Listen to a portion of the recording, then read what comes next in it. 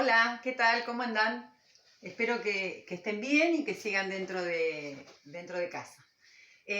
Vamos a tratar de hacer un par de videitos cortitos para que ustedes tengan un poco más de contacto, para que no se acuerden de esta locura y de paso para que tengan en claro algunas cuestiones de un tema que parece muy simple, pero que por ahí tiene sus recovecos. Nosotros veníamos trabajando el concepto de estética, ¿se acuerdan? En el concepto de estética tenemos muy claro que había dos palabras claves que están en espejo, pero que ustedes las ven bien, que son belleza y arte. A lo largo de la historia, el término de estética fue variando bastante y lo que tuvimos que hacer es ir viendo cómo se le daba un poco de luz al término de belleza durante lo que fue la antigüedad y la Edad Media sobre todo, y luego en la Edad Moderna, la luz, esto es una, no sé si alcanzan a ver, una velita, y esta luz en el siglo XX, y sobre todo en el siglo XX, pero a partir de la Edad Moderna, se le dio más al término de arte. ¿Por qué? Porque fundamentalmente, ¿cuál era el concepto o el alcance del término de belleza? Lo teníamos en claro, pero luego de todos los cambios y de todas las variantes que se produjeron a partir de las obras de arte del siglo XX, el término de arte fue el que ha ido cambiando. Entonces nos vamos a centrar mucho más en este término. Ya estuvimos trabajando con belleza, a partir de ahora vamos a estar trabajando con el concepto de arte.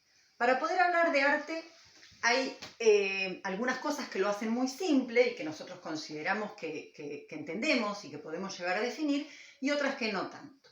Si nosotros tenemos, por ejemplo, un par de términos, como pueden ser este, que todos lo pueden ver, es un colador, pero yo agarro otro mucho más pequeño y sigue siendo un colador, o agarro también este manual y también sigue siendo un colador. Si yo tengo que definir este término, aunque sea por su finalidad o por sus características para los que fue creado, todos sabríamos que esto es un elemento para colar algún elemento, que puede ser un elemento a consumir o puede ser el té, como en el caso de este pequeño, o fideos o arroz o lo que fuere, pero lo podemos definir.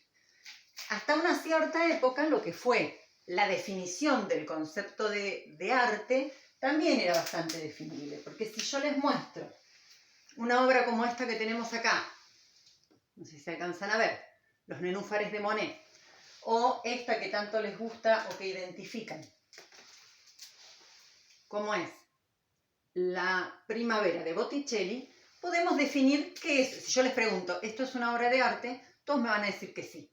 Y podríamos llegar a encontrar, además del término de arte en sí, cierta belleza. Por más que nos guste o no nos guste dentro de lo que serían las características del juicio estético de cada uno, sabemos que el objeto este es una obra de arte, ¿cierto?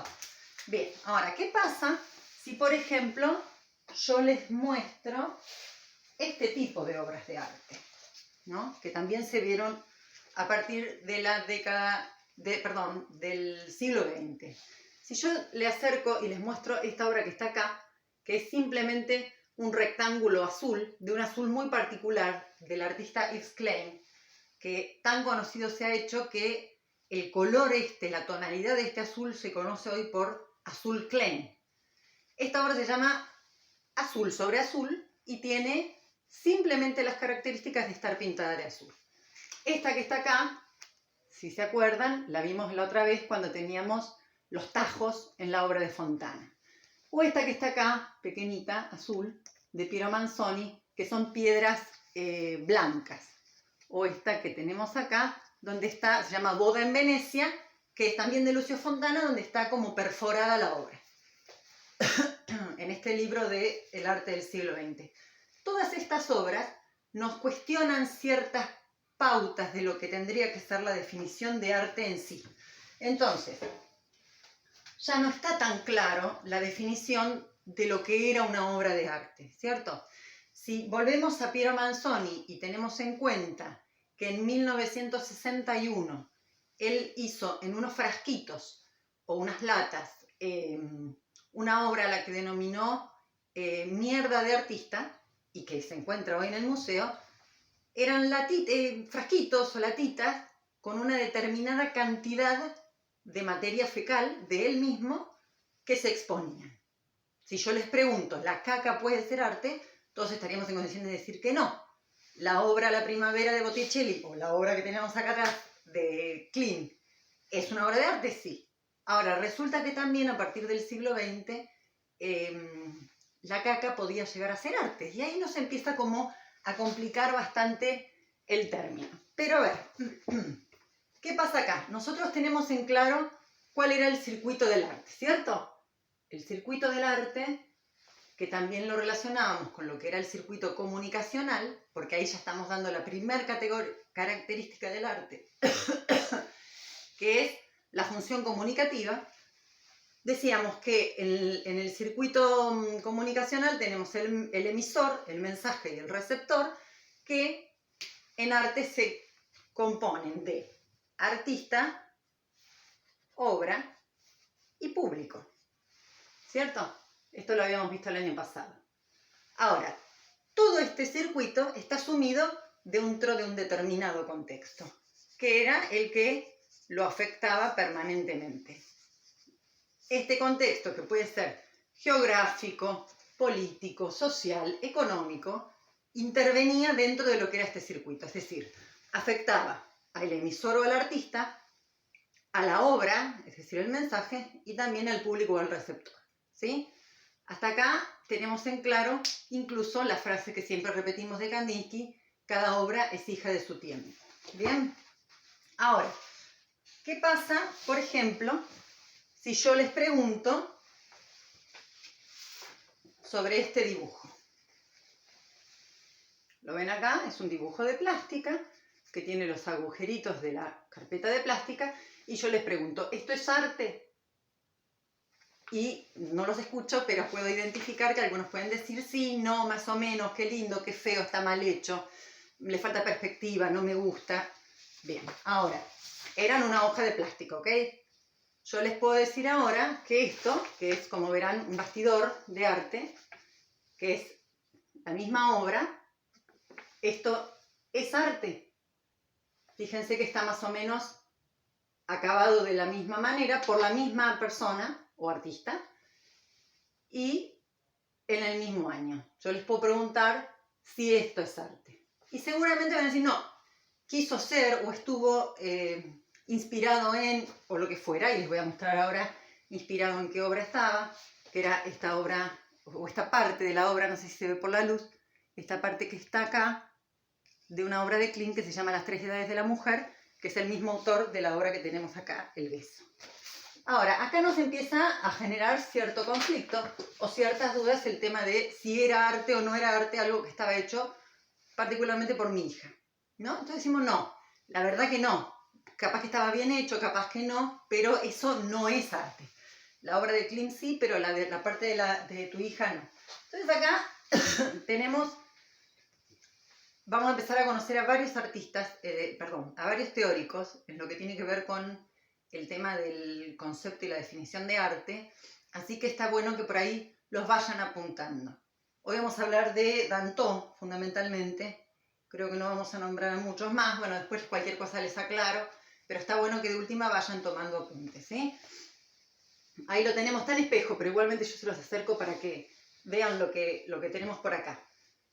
Arthur Danton, que es un teórico, filósofo y crítico de arte, dice que divide al arte occidental en dos etapas. Una, que va de 1400 a 1880 más o menos, que la llama la etapa de la representación. Y la otra, que es la etapa del modernismo, que va de 1880 a 1960. ¿Bien? Está dividiendo la historia del arte occidental. La de la etapa de la representación dice que el arte es un momento donde se ocupa de la naturaleza propiamente dicha, es decir, imita a la naturaleza. Podemos ver, por ejemplo, cómo acá, en esta obra de Monet, los nenúfares son parte de la naturaleza. Ahora, en la etapa del modernismo, que es un poquitito más cercana a nosotros, dice que el arte se ocupa del arte en sí y que lo que hace es explotar el potencial de los materiales. Bien, ahora hasta acá, hasta 1960, teníamos muy en claro y no existía ninguna duda sobre qué era lo que abarcaba como obra de arte. ¿Bien? O sea, nosotros podríamos decir que una pintura, una sinfonía, un poema, una escultura, una catedral, era una obra de arte, ¿sí? Entonces, hasta acá no había problema. Pero ¿qué pasa y por qué Danton habla de una etapa, o dos etapas, mejor dicho, que las alcanza hasta 1960, y específico lo hace, ¿sí? Porque para él continúa ahí una etapa que la llama el periodo posmoderno o poshistórico del arte. ¿Qué dice Danton con respecto al periodo poshistórico del arte? Que a partir de 1960, y más específicamente con la obra Las cajas brillo de Andy Warhol, el arte como lo conocíamos, o la historia del arte como la conocíamos, se acaba y llega a su fin. Porque dice él que, y vamos a conocer acá un poquitito quién era Warhol, que ya lo habíamos visto, este peludo de cabello blanco y cara de loquito, es Andy Warhol. Y lo que hace él con la obra Las cajas brillo, que es una obra que si la buscan cuando estén viendo esto o cuando terminen, eran unas cajas que hace a modo de escultura, que también están en un museo obviamente, que eran de jabón del supermercado, las mismas, lo que hace es imitarlas perfectamente y sobre madera serigrafiar lo que era la estética de las cajas brillo y ponerlas como en esas montañas. Vieron que por ahí en los supermercados hacen esas montañas, sobre todo en lo que es en las películas, ¿no? De jabones o de latas o de lo que fuera, bueno, es eso. Entonces, Danton lo que dice es, bueno, listo, hasta acá llegamos. Porque ¿qué diferencia hay entre lo que yo encuentro en el supermercado como la caja de jabón en sí, cuando yo ponga una montaña de cajas de esquí, vamos a suponer lo mismo? Entonces digo, si yo lo veo en el supermercado, ¿por qué ahora esto que está dentro de un museo sí puede ser arte y esto que estaba acá no? Entonces eso es lo que hace que Danton empiece a pensar en este fin de la historia del arte. Lo mismo con este tipo de obras, no sé si las alcanzan a ver, que tienen numeritos que cuando ustedes no leían la revista Villiquen ni Anteojitos, creo que era Las Genios, en su infancia, cada parte tiene un numerito y ustedes pintaban según las referencias. Esta es una obra de Andy Warhol también, donde lo que hace en definitiva es también esta provocación como para poder identificar qué es o qué no es arte. Y lo que dice Danton entonces es que a partir de 1960, en definitiva, cualquier cosa puede ser una obra de arte, por lo tanto, cualquier persona podría ser un artista. Entonces acá estamos bajo esta disyuntiva de que si todo es o puede llegar a ser arte, entonces nada es arte. Porque si yo puedo llegar una caja de skip y considerarla arte, o si puedo, como existe en el Pompidou, una silla que es arte, y esta otra silla que está en la sala de al lado, que está para que se siente el guardia de la sala, no es arte, ¿dónde está el límite? Y de esa limitación es donde nos vamos a encargar ahora. Porque lo que dice Danton también es que aquello que convierte algo en una obra de arte no tiene que ver con su aspecto físico, sino con cómo es mirada y sobre todo cómo fue pensada. Entonces, ese es el significado en el que vamos a centrarnos a partir de ahora. Y hay toda una serie de teóricos, filósofos, sobre todo y críticos a lo largo de la historia que vamos a ir conociendo y vamos a ir teniendo en cuenta. Pero vamos a recordar algunas cosas que sí tenemos claras nosotros porque ya lo veníamos hablando con respecto a lo que es arte. Dijimos que el arte es un proceso en el cual están inmersas la percepción, el pensamiento, la acción corporal y la imaginación creadora. Bien, si yo a todo esto lo cocino y lo bato, debiera de salir una obra de arte, en donde va a estar involucrado, por un lado, un proceso sensorial, un componente emocional, como un proceso emocional, y uno intelectual. Bien, esto sabemos que tiene que estar. Ahora, lo que nos falta saber bien es por qué se llega en 1960 al fin del arte y no antes. ¿Y por qué a partir de 1960, y yo me animaría a decir que en 1912 con Duchamp, cuando presenta esa rueda de bicicleta sobre taburete, ¿se acuerdan que yo les había mostrado? Que también hace una especie de provocación, porque ahí no estaríamos también en presencia del fin de la historia del arte, o bien de una nueva etapa a la que podríamos llamar posmodernidad. Todas estas situaciones son las que nos vamos a empezar a replantear y a pensar para poder identificar qué es en definitiva una obra de arte a partir de ahora. ¿Sí? Espero que haya quedado bastante claro. Tomen los apuntes que sean. Yo les voy a ir haciendo preguntitas con respecto a esto. Vamos a ir leyendo algunas cosas y les voy a ir dando otros videos mucho más cortitos que este, no se asusten. Pero necesitaba que empecemos a interactuar un poquitito con eso. Les dejo la tapa del libro Estética, la cuestión del arte, de Elena Oliveras, y con colaboración de una exalumna nuestra, Emilia Fernández Van Raat. Si quieren buscar algo que por ahí está bueno, hay otro libro que se llama ¿Para qué sirven las artes? Y hay un montón de estudios y de artículos que no creo que se pongan a buscar, pero que por ahí vamos a ir conociendo. Espero no haberlos aburrido demasiado. Que estén bien. Nos vemos prontito. Hasta luego.